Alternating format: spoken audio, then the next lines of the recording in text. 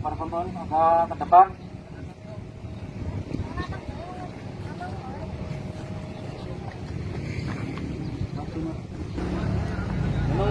Puluhan aktivis yang tergabung dalam Aliansi Kerakyatan Anti Korupsi dan Peradilan Bersih Jawa Tengah melakukan aksi unjuk rasa di depan halaman Mapolres Tegal, Kota Jawa Tengah. Puluhan pendemo nampak rapi berjejer menyuarakan aspirasinya. Meski dibalut dengan masker yang menutupi wajah mereka, tak mengendurkan niat untuk menyampaikan aspirasinya langsung di depan anggota kepolisian Resort Tegal Kota yang berjaga dengan rapat di depan Mapolres, sembari membentangkan poster dengan berbagai tulisan. Dalam orasinya, mereka mempertanyakan hasil proses penyelidikan sejumlah kasus pidana maupun dugaan korupsi yang saat ini sedang ditangani oleh penegak hukum baik di kepolisian maupun di Kejaksaan Negeri setempat. Pengunjuk rasa menuding aparat lambat dalam penanganan perkara khususnya kasus dugaan korupsi. Mereka mempertanyakan proses hukum sejumlah kasus korupsi, seperti dugaan kasus korupsi CSR PDAM, kasus dugaan korupsi proyek alun-alun, kasus dugaan pencemaran nama baik Komandan Kodim 0712 Tegal dan kasus laporan Orpeta.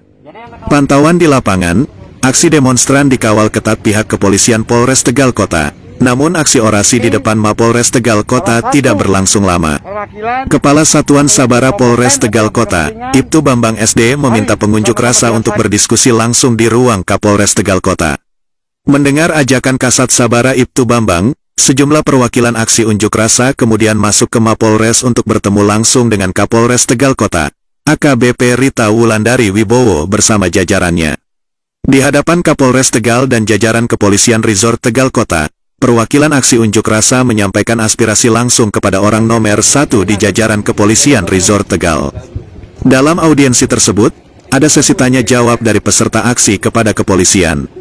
Seperti yang disampaikan Miftahuddin, di antaranya menuntut polisi agar terbuka dan transparan dalam menangani perkara dan mengusut tuntas laporan pencemaran nama baik Komandan Kodim 0712 Tegal dengan terlapor Ketua Umum GNPK RI Basri Budi Utomo. Karena kasus tersebut menyita perhatian warga Tegal.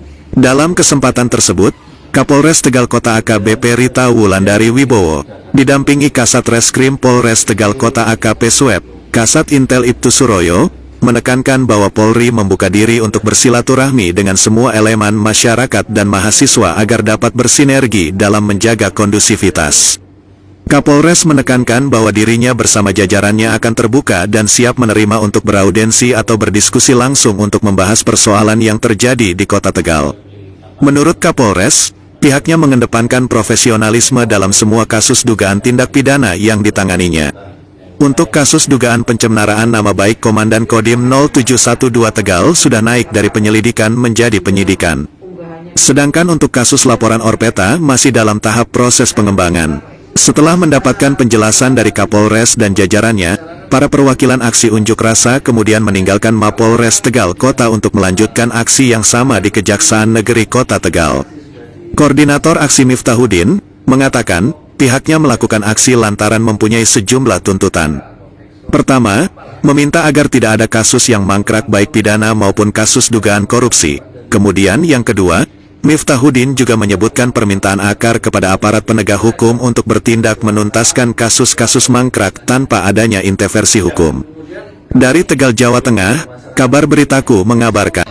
Laporannya Mas Edi Orpeta dari PKL itu sejak Maret 2020 sampai sekarang itu belum ada kejelasan. Nah yang baru juga kemarin dari Dandim 0712 terkait dengan informasi-informasi yang tidak jelas itu juga kami harap kalau memang sudah memenuhi alat bukti dan saksi, kalau itu semua sudah cukup, saya kira tidak usah lama-lama menunggu lagi yang gelar itu.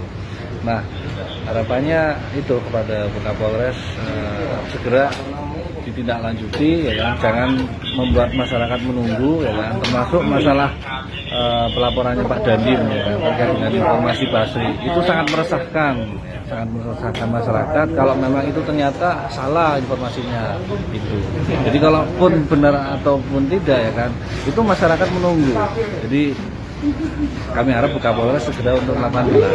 Itu aja. Terima kasih. Terus selain di kepolisian sendiri nanti rencananya kemana lagi? Ini rencana nanti kita kalau nyandak waktunya ke kejaksaan, kita juga akan mempertanyakan beberapa kasus yang sedang ditangani oleh Satgas Tipikor, baik CSR ataupun yang alun-alun itu.